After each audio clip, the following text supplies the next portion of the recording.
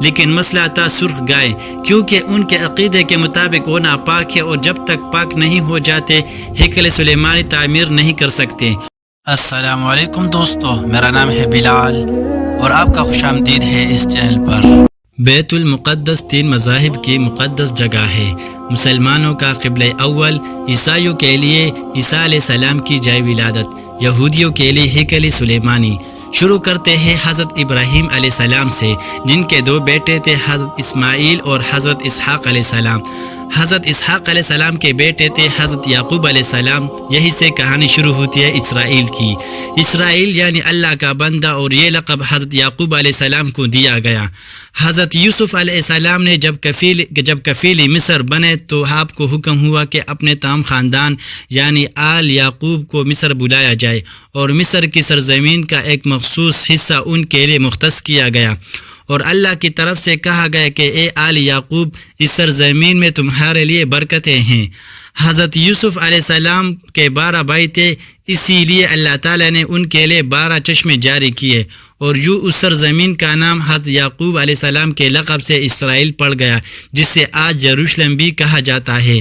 آپ کی نسل سے کم و بیش 70,000 انبیاء کرام آئے۔ حضرت یوسف علیہ السلام کے بھائی یہودا کی نسل آگے بڑھی تو اس میں سے آنے والے تمام بنی اسرائیلی یہودی کہلائے۔ وقت گزرتا گیا اور حضرت موسیٰ علیہ السلام کا دور آیا۔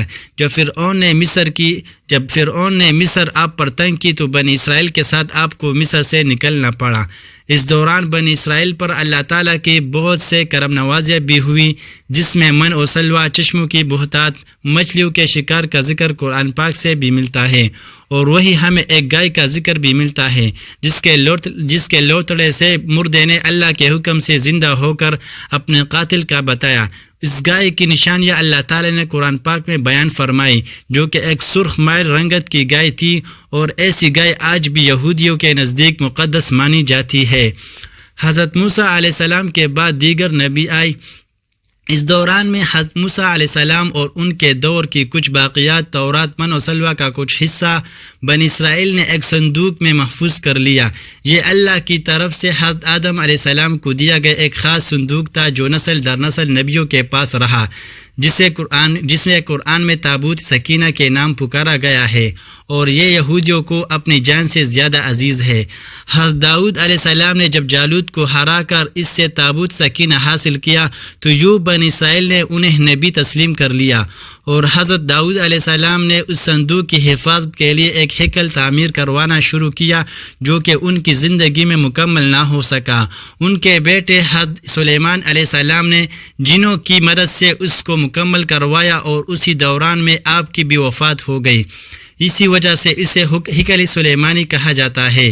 بعض اعضاء بابل کے بادشاہ بخت نصر نے اسرائیل پر حملہ کیا اور ہیکل سلیمانی کو بھی گرا دیا، اور تابوت سکینہ بھی اپنے ساتھ لے گیا۔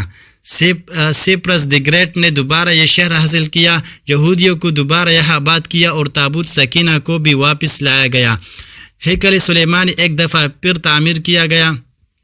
پھر وقت گزرا اور حضرت عیسیٰ علیہ السلام کی آمد ہوئی، جنہیں نعوذ باللہ یہودیوں نے دجال، ناجائز اور کیا لقب دیے۔ یہاں سے یہودیوں میں سے 2 الگ قومیں ہو گئے، ایک یہودی اور دوسرے عیسائی۔ یہودیوں نے سازش کر کے حضرت عیسیٰ علیہ السلام کو صلیب پر چڑھانا چاہا، اور اللہ تعالیٰ نے انہیں اپنے پاس اٹھا لیا۔ اس کے بعد یہودیوں اور عیسائیوں میں کئی چھوٹی موٹی جنگیں ہوئیں۔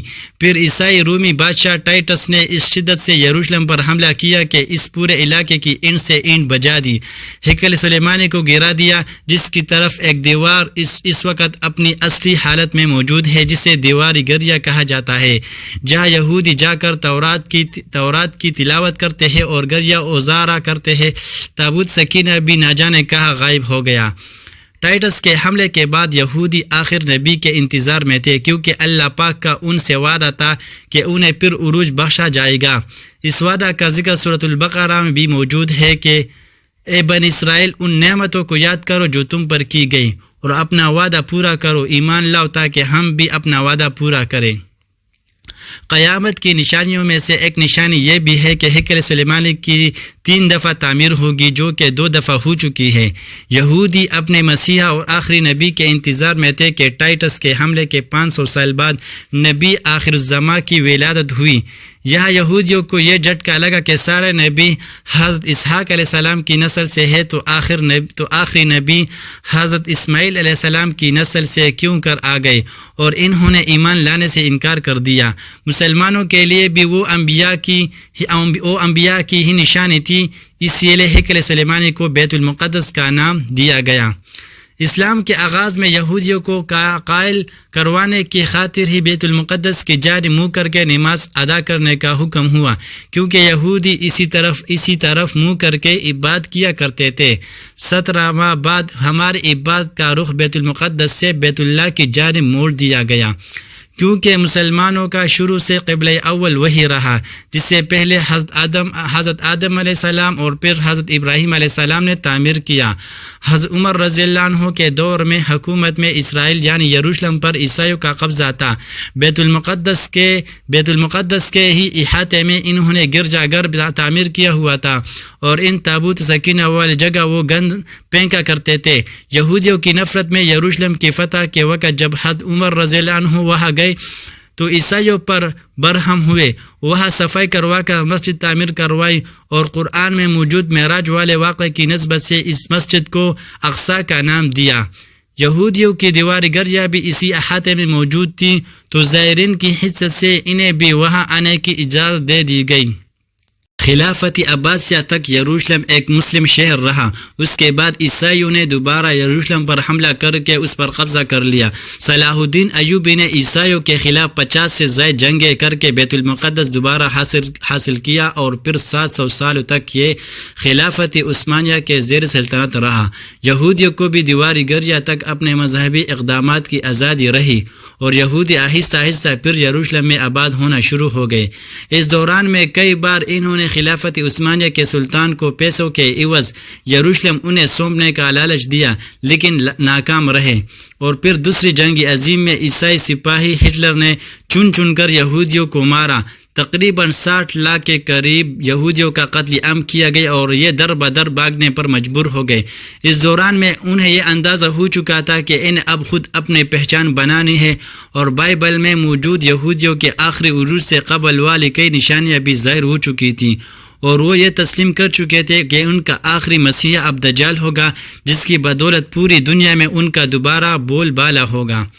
انہوں نے برطانیہ سے ساز باز کر کے خود کو الگ ریاست تسلیم کروا لیا، جو اسرائیل باقاعدہ ایک ملک کی صورت میں دنیا کے نقشے پر ابھرا۔ پھر آہستہ آہستہ انہوں نے فلسطین اور دیگر مصری علاقوں پر بھی قبضہ کر لیا۔ عرب ممالک اسرائیل کے خلاف جنگ پر آئے، لیکن اس وقت تک یہ خود کو اتنا مضبوط کر چکے تھے، عرب ممالک کو اس ایک چھوٹے سے ملک سے منہ کی کہانی پڑی۔ عیسائیوں نے بھی دیکھ لیا کہ اب ان سے لڑ کر کچھ اصول